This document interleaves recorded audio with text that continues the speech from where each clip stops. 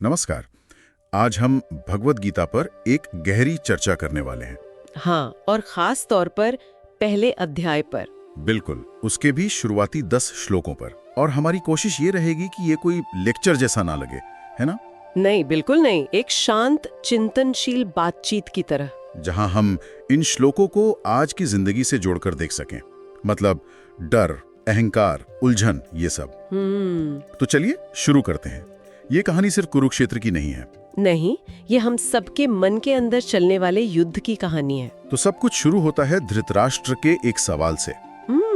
जो युद्ध के मैदान से बहुत दूर बैठे हैं। और वो संजय से पूछते हैं, धर्म क्षेत्र कुरुक्षेत्र में युद्ध की इच्छा से इकट्ठे हुए मेरे पुत्रों और पांडु के पुत्रों ने क्या किया? और यहीं पर पहले ही श्लोक में सब कुछ साफ हो जाता है। वो शब्द धर्म क्षेत्र।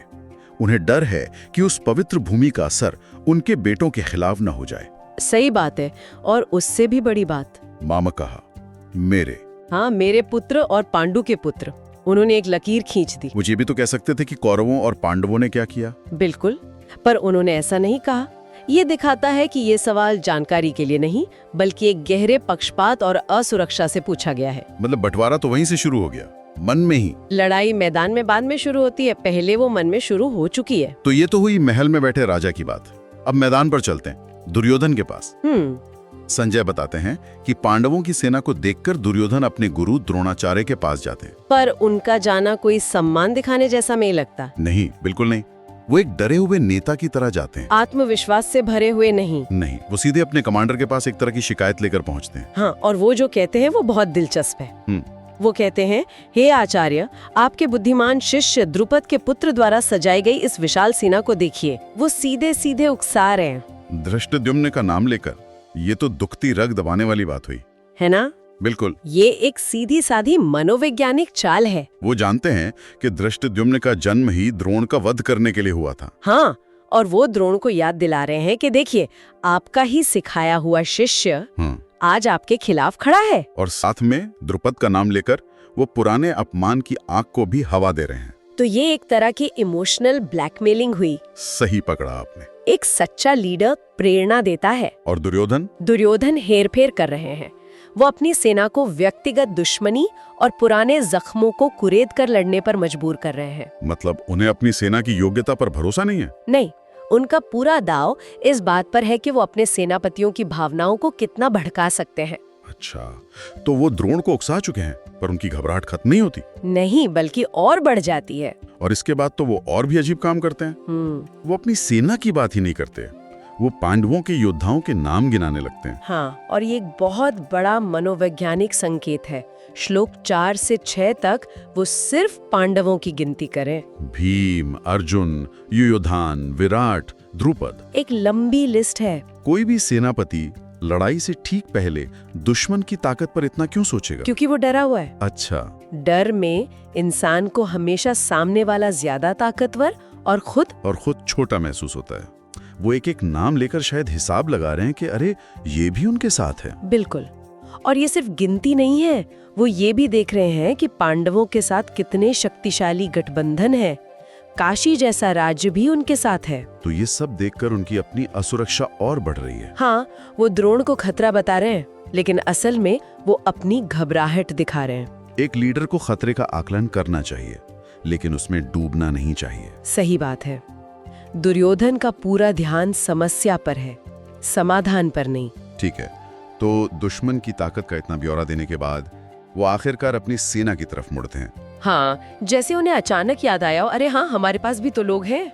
फिर वो कहते हैं, हे द्विजोत्तम, अब मेरे पक्ष के जो विशिष्ट योद्धा हैं उन्हें भी जान लीजिए। और यहाँ उनकी टोन बदल जाती है। कैसे? पहले वो घबराए हुए थे, अब वो अचानक से अपनी ताकत का बखान करने लगते हैं। अच्छा, मतलब एक तरह का ओवर कॉम्पेंसेशन। हाँ, बिल्कुल। जैसे कोई अंधेरे में खुद को तसल्ली देने के लिए जोर जोर से गा रहा हो।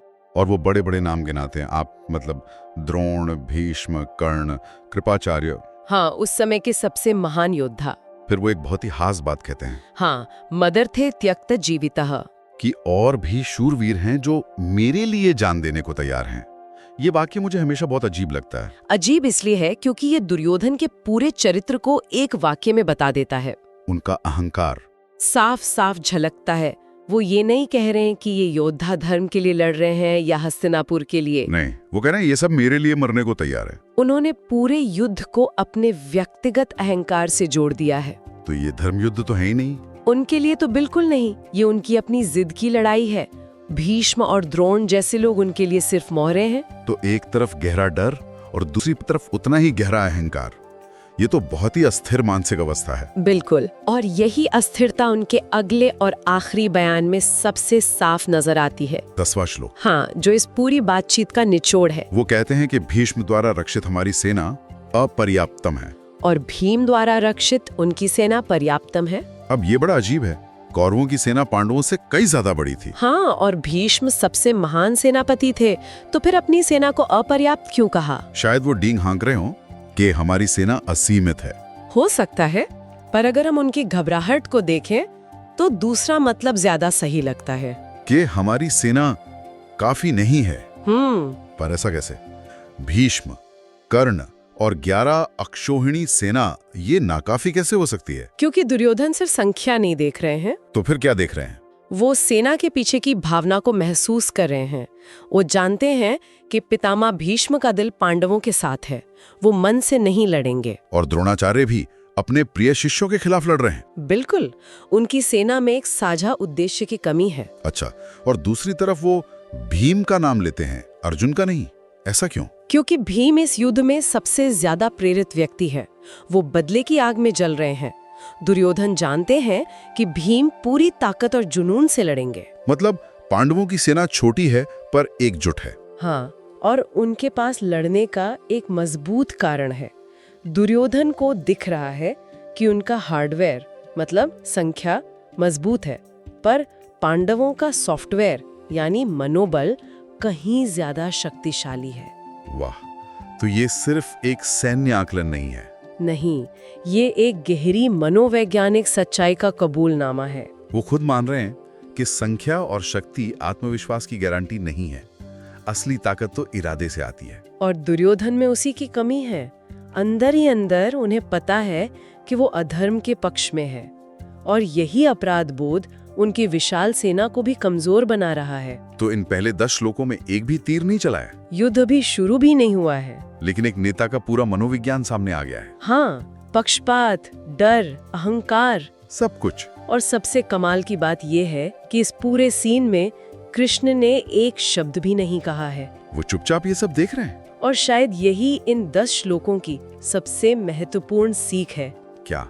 कि स्पष्टता और दिव्य मार्गदर्शन जिसका प्रतीक कृष्ण है, तब तक नहीं मिलते जब तक हमारा मन डर और हिसाब किताब के शोर से भरा हो। जब तक हम अपनी ही असुरक्षाओं में उलझे रहते हैं, तब तक सही रास्ता दिखाने वाली आवाज सुनाई नहीं देती। बिल्कुल, गीता का ज्ञान अर्जुन को मिलता है, दुर्योधन को नहीं। क्यों? क्योंकि अर्जुन आगे चलकर अपनी उलझन को स्वीकार करेंगे। वो कहेंगे कि मैं भ्रमित हूँ, मुझे रास्ता दिखाइए। ज्ञान पाने के लिए पहले ये मानना पड़ता है कि आप अज्ञानी हैं। और दुर्योधन ये कभी नहीं मान सकते। इसलिए ये शुरुआती श्लोक उस विषाद या उलझन की भूमिका तैयार करते हैं जो ज्ञान के उदय से ठीक पहले आती है। ये एक जरूरी उथल-पुथल है। तो मंच तैयार है।